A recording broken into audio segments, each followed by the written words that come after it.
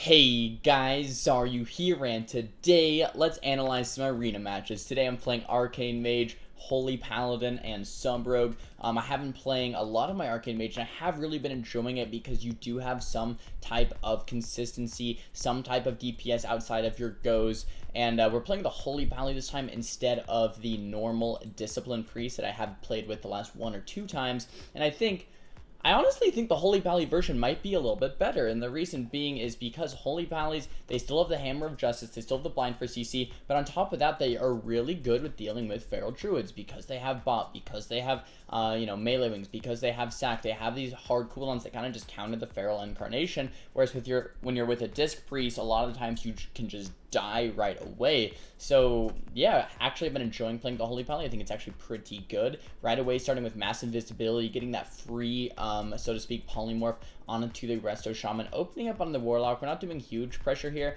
mainly because a lot of my damage is AoE and they are stacked, right? So if I get that full polymorph, but they're stacked, I can't really get too much done. Right there, the Warlock pops Dark Soul, casts his Chaos Ball, and actually blink through it, so I don't take too much damage. But right here, I'm out of line inside my Pally, and I do block. We actually overlap the Sack as well as the Ice Block, so a little bit of misplay on our part, overlapping cooldowns, but we do get that full kidney onto the Shaman. He's getting very low in that kidney shot, into the cheap shot, into another cheap, into the Blood of Silence. I actually thought he was going to go down right there, but he does get that Hellstone off, he does get that wall off, and it looks like he's going to be okay for now. We did manage to get a lot of his defensive cooldowns and his trinket, so he is an available swap target later on in this game.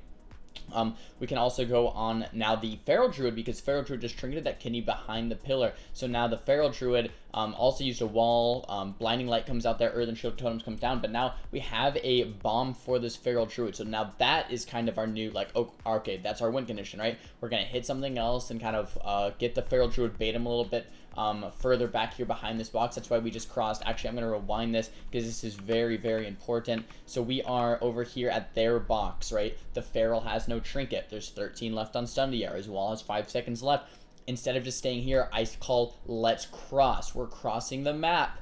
And this is to drag the Feral towards us, a little bit away from his Shaman. This positioning is very important as we lead up into the kill, right? If we just stay at one box, or if we just stay in one area, we're never going to get that kill. But here, the Hajj comes out onto the Shaman, the Kidney Bomb comes out onto the Druid, and since there is a little bit of distance between this Warlock, since the Shaman had to cross right there, this kill just sets up nice and perfect, and then boom, we kill that Feral Druid in the Smoke Bomb. So nice kill there. Hopefully it helped you guys going a little bit before the kills to kind of show you all the things that led up to that kill. But this is why Arcane's so fun, because you have that consistency, you have these Arcane Explosions, you have these Arcane Barrages, you know, that are nice and big, and then you just kind of keep running and keep running. It's very hard to kill an Arcane Mage. The mobility of an Arcane Mage is great, the survivability of an Arcane Mage is great, the consistent pressure of an Arcane Mage is great, the burst of an Arcane Mage is great. The thing that Arcane Mages really lack is that they only have one school of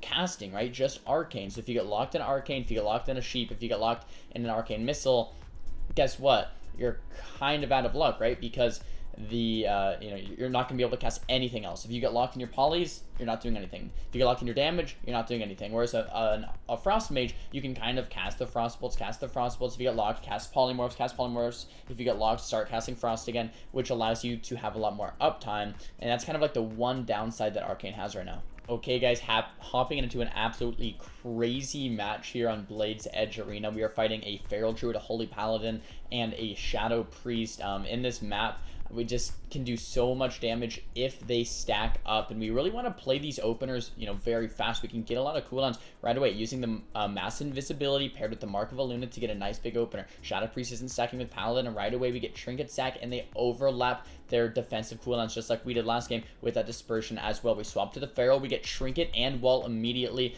and if we want to, we can even we can go back on the Priest in 4 seconds. Here the full blind comes out on the Pally, and if we want to, we can either kill Feral or Priest, really. Feral's getting destroyed, I'm getting destroyed though, so I hop into that Ice Block. My Paladin uses his wings, trying to taunt me back off. We have stun DRs available though on either the Priest or the Feral Druid. Coming out of the block, the full Hajj comes out onto me. A little bit nervous here, a little bit scared, but we have a lot of their defense defensive cooldowns. Fulcany onto that Paladin, Arcane Blast being casted, Barrage coming out, Orb coming out, Missile coming out, and Feral Druid gets life swapped at about 2% life. Now we're swapping back onto the Priest. Priest gets very, very low as well. Blessing of Blessing of Protection comes out. Spell steal that. Blood Elf Silence, trying to get some type of CC on the Pally, but we don't even need it. Shadow Priest just goes down. Now this, guys, is the true power of Arcane. If you can just free cast, if you can just get a lot of that damage out. Look at this damage here in the match.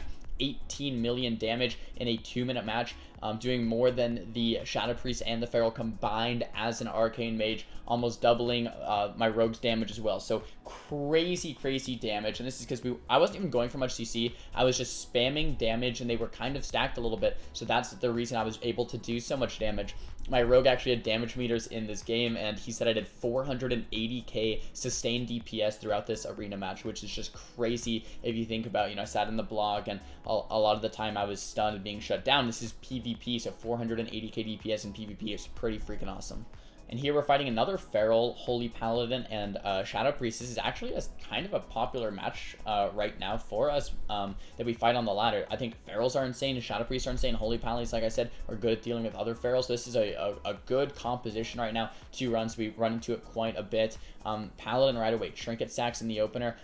We swap to him, we get the Paladin's wall, but the Paladin's under so much pressure and he is forced to bubble. So we Trinket Sacks the Priest, we get the Pally's bubble. We get a lot of cooldowns here. Another swap onto the Pally would be very, very good because he doesn't really have any cooldowns. No wall, no trinket, no bubble. But also, the Priest the Priest or the Feral are good targets, like kind of in between. We blind the Paladin. We're getting the Priest very low, but we have a full sap out of that blind, so we get the dispersion from the Priest. But no way that's going to be enough. A couple more missiles coming out. Half Sheep to follow that sap. If we can get any follow-up CC, there's a swap, and we get the Hajj onto the Paladin on that life swap, and the Pally looks like he's just going to go down.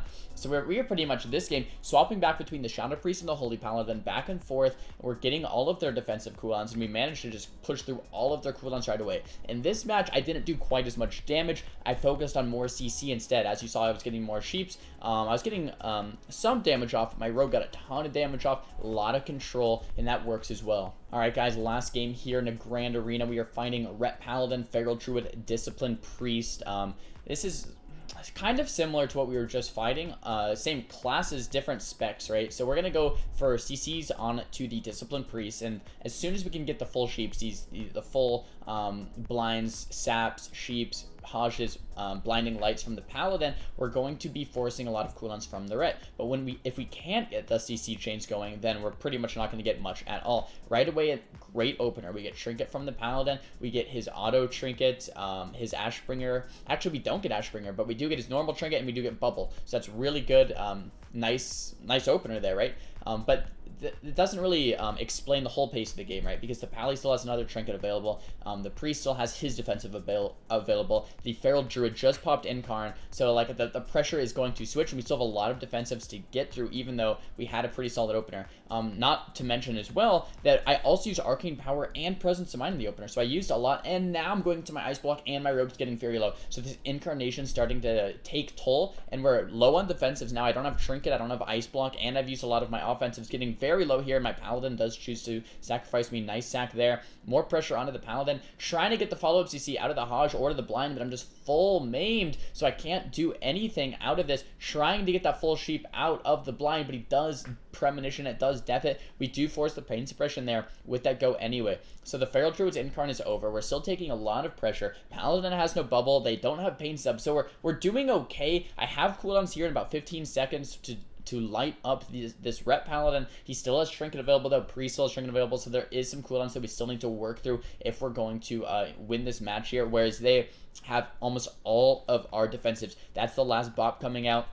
Sack already came out, block already came out, so I'm pretty much just trying to survive at this point, but we're a 1 or 2 CCs away from winning the game offensively as well. So this is where you kind of have to decide, should I play back with my Paladin and kind of just turtle, or should I push in, go for these offensive CCs onto the priest, and then try to kill the paladin, because if we just do 1 or 2 more good goes, we win the game offensively. I tried to get the full sheep here, but the stun does get sanked by that ret paladin, and I do get kicked by the feral druid, so we pretty much get completely shut down there in that go, which is unfortunate. However, I do get the sheep eventually. More damage comes out onto the ret. We force the trinket from the priest, and he premonitions that half sheep, getting that quarter sheep, doing my best to kite around massive invisibility, using that greater invisibility, kiting back around to the center of the map. The kidney shot comes out onto the priest. Pally's getting very low. Will he go down, blinking all over the place, continuing the kite, and we do manage to get that kill. So these long extended goes definitely do work as an arcane mage if you just kind of keep up that DPS, keep up that consistent pressure, get someone nice and low, then land that CC, and then continue.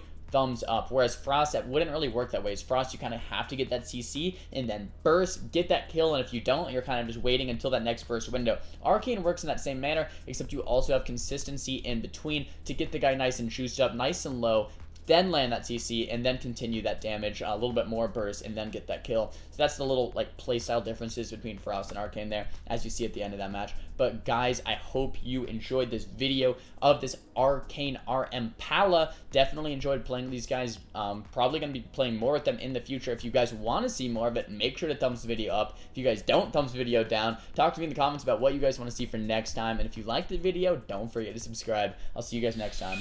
Peace!